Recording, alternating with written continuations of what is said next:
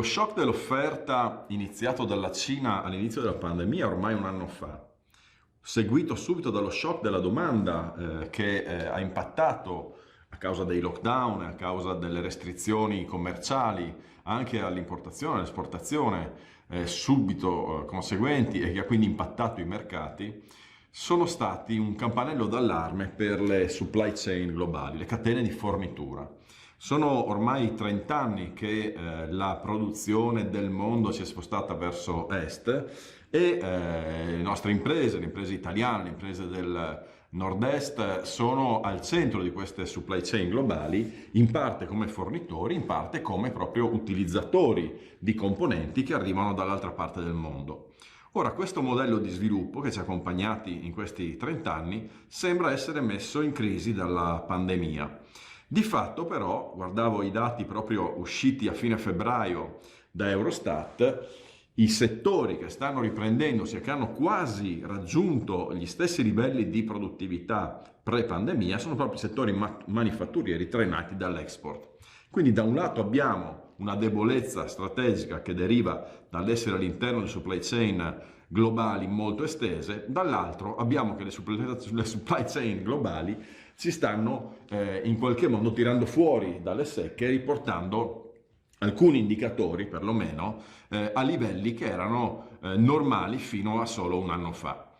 Allora, in questi mesi i governi di tutto l'Occidente perlomeno si stanno chiedendo come riuscire a ridurre i rischi di danni economici derivanti da questa globalizzazione delle supply chain. Molti partiti politici hanno spinto molto pesantemente verso messaggi di reshoring, di riportiamoci a casa, di chiudiamo i confini il più possibile per garantire e tutelare le nostre imprese, ma in realtà questo tipo di messaggi è probabilmente un po' troppo miope. Sicuramente le imprese di tutto il mondo saranno soggette a pressioni per aumentare, se non addirittura ad annullare la loro dipendenza da supply chain globali. Tuttavia, molte cose non cambieranno perché i consumatori continueranno a volere prezzi bassi. E questo vuol dire che non saranno disposti a pagare il sovrapprezzo che sarebbe necessario far loro pagare se volessimo produrre tutto con nuovi fornitori o con costi più elevati tipici dei mercati e dei mercati del lavoro in particolare più evoluti. La sfida per le aziende quindi sarà quella di rendere le loro catene del valore, le loro supply chain più resistenti senza indebolire la loro competitività. Per fare questo ci sono due fronti, due azioni, se vogliamo, due fasi di azione concatenate tra loro molto importanti. La prima è comprendere le proprie vulnerabilità, conoscere la propria supply chain. La seconda è considerare alcune azioni utili per ridurre il rischio di blocchi di questa supply chain. Quindi, prima di tutto, la fase 0, potremmo dire, o se vogliamo fase A, per comprendere la vulnerabilità bisogna conoscere la propria supply chain. Se non la conosci, non la puoi migliorare. La premessa di qualunque azione è l'informazione e quindi mappare la propria catena di fornitura è una priorità. La mappatura di una catena di fornitura non è una cosa facile, costa molto, soprattutto se è una catena di fornitura molto ramificata, però è necessaria per capire dove si trovano i punti deboli. A seconda della dimensione e della complessità dell'impresa e del prodotto, questo lavoro sarà più o meno oneroso. In ogni caso, l'obiettivo di questa attività è classificare i propri fornitori come ad alto, medio o basso rischio, in modo da poter agire in qualche modo duplicandoli o con delle azioni, insomma, che vedremo, sui fornitori a maggior rischio. Maggior rischio di cosa? Maggior rischio di interrompere la catena di forniture, quindi di interrompere la produzione della nostra azienda. Quindi, per capire qual è il grado di rischio dei singoli fornitori, dobbiamo poter valutare alcune metriche, tipicamente l'impatto potenziale sui ricavi nel caso in cui un fornitore venisse bloccato, il tempo necessario a un particolare fornitore per riprendersi nel caso in cui ci fosse un'interruzione e infine la disponibilità di fonti alternative e il tempo di attivazione di queste fonti alternative. Quindi queste tre dimensioni ci aiutano, ragionando fornitore per fornitore, a capire qual è il grado di rischio con dei piccoli radar di ognuno di loro. Una volta che abbiamo identificato i rischi, possiamo passare, ed è un lavoro oneroso sicuramente, possiamo passare alla seconda fase. La seconda fase che è una fase di azione. Abbiamo l'informazione, possiamo immaginare, usando queste informazioni, un mix di azioni che ci aiutano a essere più resistenti in caso di nuovi shock della supply chain. E queste azioni sono un mix di 4 componenti base. La prima componente è diversificare i fornitori. Il modo più ovvio per ridurre i rischi, chiaramente, è proprio scegliersi dei fornitori meno vulnerabili ai rischi di interruzione, quindi fornitori che in qualche modo siano magari più raggiungibili, no? Per chi ha le supply chain meno complesse, probabilmente un'azione buona è considerare un sourcing più regionale, più vicino a dove poi le componenti vengono utilizzate.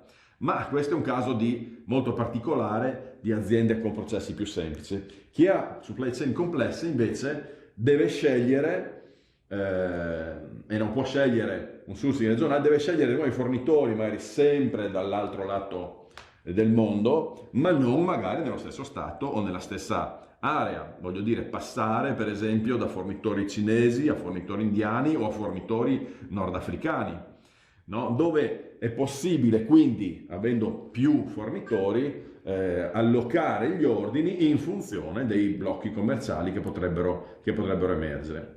Anche questo è più facile a farsi per chi ha prodotti relativamente semplici, immagino prodotti del mobile, della calzatura, del tessile, dove le componenti di base, le materie prime o le componenti per i propri prodotti sono relativamente più semplici da riprodurre.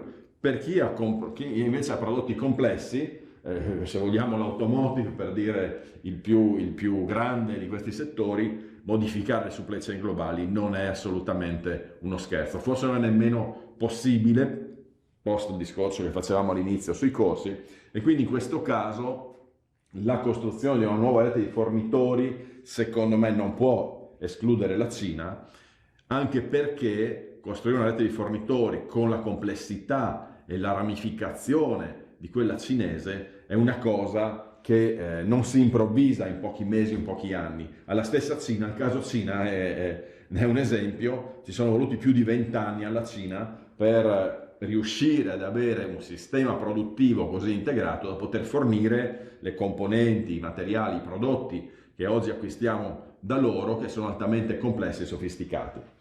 A lungo termine inoltre sarebbe quindi un problema, un errore tagliare i ponti con la Cina, che rimarrà, penso ancora per molti anni, il produttore del mondo. Quindi, se non possiamo agire solo su questa direzione, dobbiamo immaginare qualcos'altro. Una seconda componente della nostra strategia è quella di conservare scorte supplementari o scorte di sicurezza, aumentare le scorte di sicurezza. Se vogliamo, questa azione è un po' in contrasto con la logica lean del just in time, che ci ha sempre detto bisogna abbassare il livello dell'acqua per scoprire dove ci sono gli scogli. L'acqua sono le scorte, la nostra azienda è una nave che viaggia su questa acqua, se abbassiamo il livello dell'acqua vediamo affiorare degli scogli e cerchiamo di aggiustarli. In questo caso gli scogli sono interruzioni della supply chain, quindi non sono aggiustabili, sono troppo grandi rispetto alle nostre capacità e siamo costretti a riaumentare un pochino il livello dell'acqua a seconda del rischio che percepiamo di andare in rottura di stock a causa di blocchi commerciali.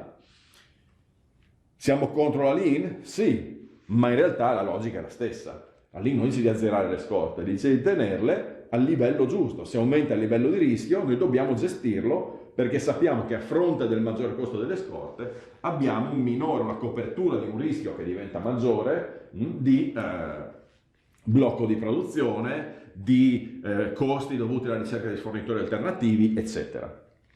Terza componente delle nostre strategie è rivedere il trade-off fra varietà dei prodotti e flessibilità dei processi, cioè scelte strategiche di mix di portafoglio prodotti della nostra azienda.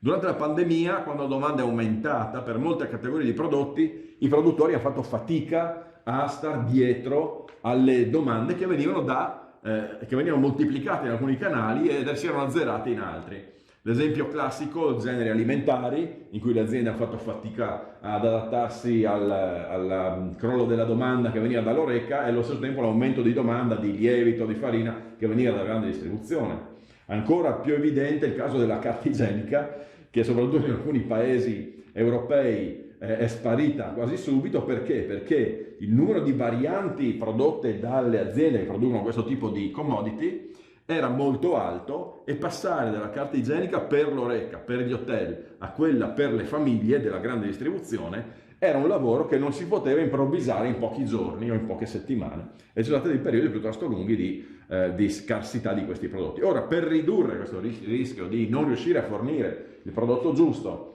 è necessario semplificare un pochino i processi e quindi ridurre, magari trovare un trade-off nuovo fra varietà dei prodotti e quindi segmentazione del mercato e flessibilità, velocità, capacità di riallocare la capacità produttiva nelle direzioni che richiede il mercato. Ultima e forse più importante secondo me azione che abbiamo a nostra disposizione è quella relativa all'innovazione. La strategia più interessante, quella più promettente, quella che ha anche un respiro più lungo, perché l'innovazione delle tecnologie di processo è uno strumento potentissimo per ridurre i rischi della supply chain in diversi modi. Il primo è quello che permette, almeno in parte, il reshoring, la rilocalizzazione, il riportare produzioni che sono state delocalizzate di nuovo nei paesi da cui erano partite, attraverso la riduzione di costi che derivano dalla forte automazione che sostituisce manodopera. Ora c'è stata molta enfasi, molta retorica su questo tipo di azioni, c'è stata un'esagerazione delle aspettative dovute appunto a questo hype, si è capito che non è possibile rilocalizzare tutto grazie all'automazione, ma sicuramente l'automazione permette almeno in parte di rilocalizzare e quindi di far crescere le nostre aziende in direzioni che sono anche strategicamente più promettenti. Per esempio, riportare vicino, riportare nei propri stabilimenti certe produzioni ci obbligano anche a ripensare l'organizzazione, ci obbligano anche a ridefinire le modalità di lavoro, i ruoli delle persone e quindi ci portano anche ad avere dei vantaggi competitivi che vanno al di là del semplice ridurre il rischio di rottura di stock dovuti alla supply chain globale, ma che ci portano a migliorare, a incrementare la nostra capacità innovativa, migliorare la nostra posizione competitiva, a erodere quote di mercato di competitor, magari anche proprio che vengono dagli stessi paesi in cui delocalizzando abbiamo insegnato loro a realizzare i nostri prodotti. Quindi questo è molto importante e gli ambiti dell'innovazione principali sono questi tre. Il primo, nuove tecnologie di lavorazione, quindi innovare i propri processi, portarsi in casa le macchine più aggiornate. In alcuni campi addirittura ci sono proprio dei cambiamenti di paradigma, in campi in cui si fanno prodotti chimici piuttosto campi in cui si fanno prodotti di tipo farmaceutico, in cui i nuovi bioreattori più piccoli riescono a essere molto più efficienti, ma anche nel metalmeccanico, nuove presse più performanti, più smart, quelle che sono state comprate con l'industria 4.0 e continuano ad evolversi, permettono radicali, se sappiamo usare i dati, ed è di nuovo, innovo, imparo a usare i dati, imparo a gestire in modo nuovo la produzione e riesco, grazie a questi nuovi dati, a questi nuovi tipi di tecnologie a supporto della mia tecnologia di base, a essere più efficiente. Manutenzione preventiva, valutazione e controllo del ciclo di vita del prodotto, tutte azioni che sono possibili, che mi rendono molto più efficace sul mercato. Secondo tipo di investimento che può produrre questo effetto di ridurre costi e aumentare la mia sostenibilità strategica è l'investimento in robotica. Robotica industriale che già dagli anni 70 ha automatizzato intere linee, ma oggi i nuovi robot, i robot collaborativi, quelli che possono essere inseriti fianco a fianco dei lavoratori senza dover ridisegnare il layout, ridisegnare i miei processi produttivi, rendono possibili tagli di costi importanti, sostituendo manodopera non specializzata con macchine, appunto automazione, per cui ci sono macchine come palletizzatori robotici che automaticamente mi creano i pallet o quasi del tutto autonomamente, o cobot per il picking e l'inscatolamento di prezzi, o macchine che grazie all'intelligenza artificiale riescono a fare analisi di qualità e individuare i prezzi difettosi autonomamente. Quindi tutta una serie di innovazioni che grazie al digitale e all'evoluzione della robotica possono abbattere costi, aumentare qualità, aumentare servizio e permettermi appunto di riportare in casa alcune lavorazioni, alcune parti della mia filiera produttiva. Infine, molto promettente nel manifatturiero, l'additive manufacturing, la manifattura additiva o la stampa 3D, detta in termini più comuni, che sta passando velocemente, abbassando i prezzi e passando con tecnologie innovative anche nel metallo a processi di sinterizzazione simili a processi che vengono anche svolti per i polimeri già da anni e che permettono a livello industriale di produrre a costi comparabili, addirittura inferiori. Ci sono alcune tecnologie, alcune macchine che promettono, ho visto dei dati, chiaramente del produttore, quindi prendiamoli come beneficio alimentare, ma promettono che sopra i 100.000 pezzi hanno un costo unitario di produzione inferiore alla pressofusione o alla fusione tradizionale del metallo. Quindi queste tecnologie possono permettere sia di realizzare prodotti nuovi e impensabili chiaramente con i processi tradizionali, ma soprattutto possono permettere di avere economie di scala migliori e rapidamente realizzare nuovi prodotti senza bisogno di dover ridisegnare stampi, ridisegnare tutte le filiere produttive come avveniva in passato. E quindi come possiamo concludere? Beh, sicuramente il processo che abbiamo chiamato globalizzazione è qui per rimanere. Globalization is here to stay. La turbolenza economica causata dalla pandemia ha messo a nudo molte vulnerabilità, ha sollevato dubbi sulla globalizzazione, ma la globalizzazione resterà, come bene dimostrano i paesi asiatici che hanno completamente superato la pandemia senza particolari danni. La Cina è l'unico paese al mondo che continua a crescere. La causa del blocco del commercio che ha messo in discussione questo processo di globalizzazione, di supply chain globali, è da ricercarsi nelle politiche sanitarie clamorosamente fallimentari dell'Occidente, più che nella globalizzazione, che forse è stata insufficiente invece che eccessiva, insufficiente a farci avere l'umiltà di copiare quello che ha fatto il Giappone, quello che ha fatto la Corea per gestire la pandemia, minimizzando il danno economico e sociale.